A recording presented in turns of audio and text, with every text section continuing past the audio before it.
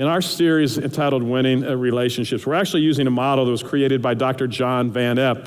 And I love the model that's created by Dr. John Van Epp. I think it's a brilliant model. I think it's so understandable. And what John says is there are 5 different bonds in every relationship: to know, to trust, to rely, to commit, to touch. Those are 5 things that are involved in every single relationship. And what he says is every one of these areas, we have control to move up or down the dials or the levers to be able to increase trust or increase knowledge or increase reliance. He says we're in control. We can actually move the levers on all 5 of these different bonds. The idea of a trust picture is the image that you create in your head about another person, where you say, this is who I think that they are. And it's this image of who you think they are. And we all do it, and we do it all the time. Everybody that we meet, all of a sudden we kind of start figuring out, okay, who are they, what are they like, and whether they're humorous, whether they're serious, and if we like humorous people or if we like serious people, are they, and you begin to size them up and you come up with this trust image in your head, and depending on the level of trust, then you say, you know what, I think I could really enjoy a relationship with this person. Now, this is what trust is. Definition of trust is actually, it's the confidence that I have in another person based on what I believe about them. It's not even facts necessarily, it's more my opinion. And what happens is we take on just different pictures of different individuals, and we begin to paint this portrait in our heads. And this portrait is pieced together with different encounters that we have with that individual, and we begin to focus on some characteristics that for whatever reason are more important to us than others. And so what happens is we begin to build this trust picture, this portrait in our heads of the other person. It becomes this lens, and everything we see about that person is run through this particular lens, and we may not even have accurate information, but the information that we have, we begin to fill in the gaps based on what our trust picture is like. When you do not trust somebody in a relationship, you do not have a relationship. The relationship is over. And I like the way one person said it. They said it this way: a relationship without trust is like a car without gas. You can stay in it, sit in it all you want, but it isn't going anywhere. And some of you are in a relationship and there is no trust whatsoever. You go, it's not going anywhere. And you really don't even have a relationship. It's dead or close to dead because trust is necessary. It's one of the 5 bonds in every single relationship. And so, how do we build trust in a relationship? How do we deal with situations like a John Mark? We go, there's no trust anymore. How do we turn things around so that we can actually begin to build trust in our relationships? Now, what we're doing in this series is we're actually looking at each of these 5 bonds. Last week, we looked at the area of no. And if you weren't with us last weekend, I'd encourage you to go back, check it out online. I think it could be life-changing, at least when it comes to your relationships. So I think it's worth going back, catching it online. But we looked at no and how to increase the area of knowledge in our relationships. But the area of trust comes down really to 2 main things. The first thing is very similar to no.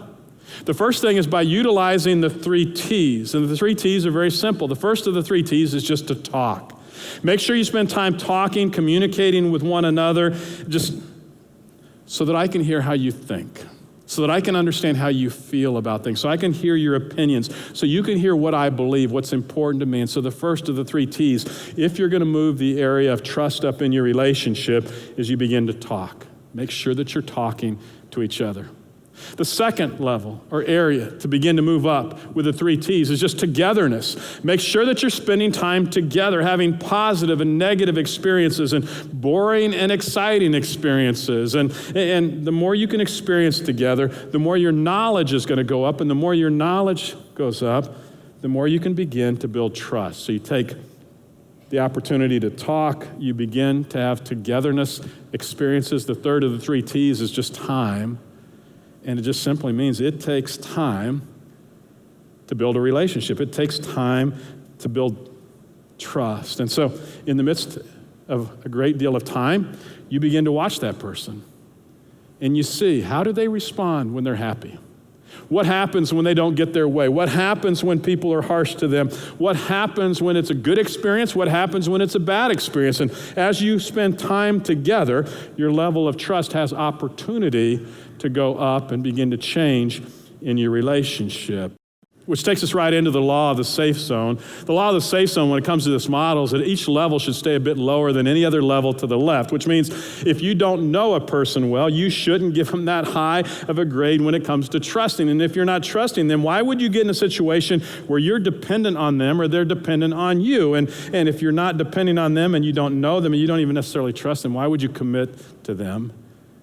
And if you're not committed and you don't know them and you don't even trust them, why in the world would you put yourself in the situation where there's a high level of trust? And yet it happens again and again and again, and our hearts are broken.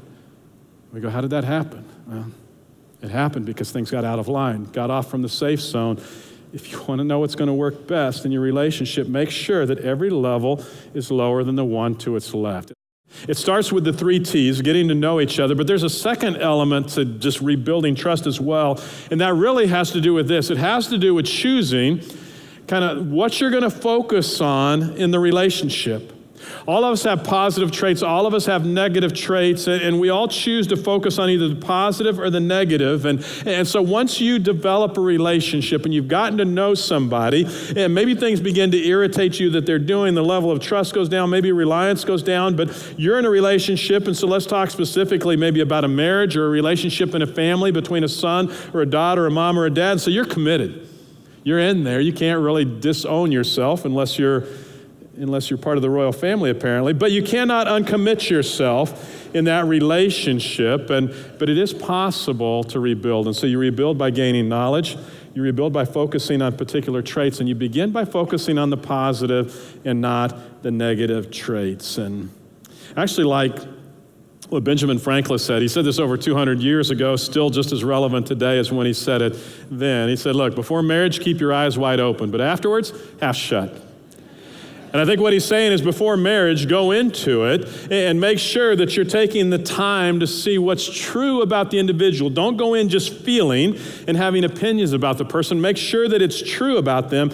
But once you've decided to make a commitment in that relationship, then kind of half shut, begin to overlook some things because none of us are perfect. All of us have negative qualities. And so understand that the more you focus on the positive qualities, the better off you're going to be in your relationship. And the way John Van Epp actually describes it, he says, in every one of our relationships, he says, if you're married, he put it this way, he said, you have a spouse that lives in your home, and then you also have a spouse that lives in your head.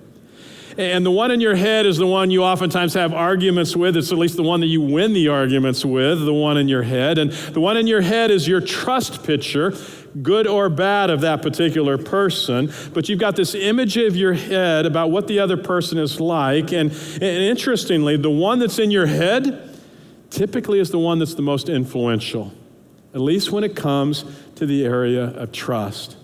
And you can build up in your head an image of somebody that is so distorted and so negative that they could do something incredibly positive and you could see them do it. You know that they're doing positive things. But because you've been focusing on their negative traits, it doesn't matter what they do. You're not going to give them credit. You're not going to see something positive. You're focused on the negative and thinking there's no way this person can amount to anything positive. To build trust in a relationship, we've got to move past their flaws, put them in the background, and put all their positive traits in the foreground. And see, bottom line, you and I can choose what we want to focus on in a relationship. And we can rebuild trust. And the way we rebuild trust is we begin to focus on the positives. We engage the 3 T's. We begin to focus on the positive. And over time, things begin to change in our relationships. But here's the danger. If you're not careful, in your relationships, you will allow the pet peeves, you will allow those bothersome things to destroy your relationship. And you may feel like you're committed, you can't get out of it. And so what you do is you destroy your trust, you destroy the joy, you take away the peace that was meant in that relationship. You choose. See, these are dials that you and we can control. That's what I love about this model. It just shows what's true. And what's true is you and I can control. You can get to know the person more. And you can assign trust, and maybe you're more of a skeptic like me, and you tend to be down here, or maybe you're just a little bit more, I think, naive, and you tend to be up here, but God says, no, you probably don't need to be all the way down here, but you need to be up more, and you can focus on the positives and not the negatives, and you can begin to change the relationships you're involved in by what you choose to focus on in your relationship. So here's my challenge to you this week. My challenge is practice the three T's. Make sure that you're having opportunities to talk. Make sure that there's togetherness, lots of time. And then my challenge to you is don't give up. Don't give up. It is possible to rebuild trust. It is possible to win at relationships.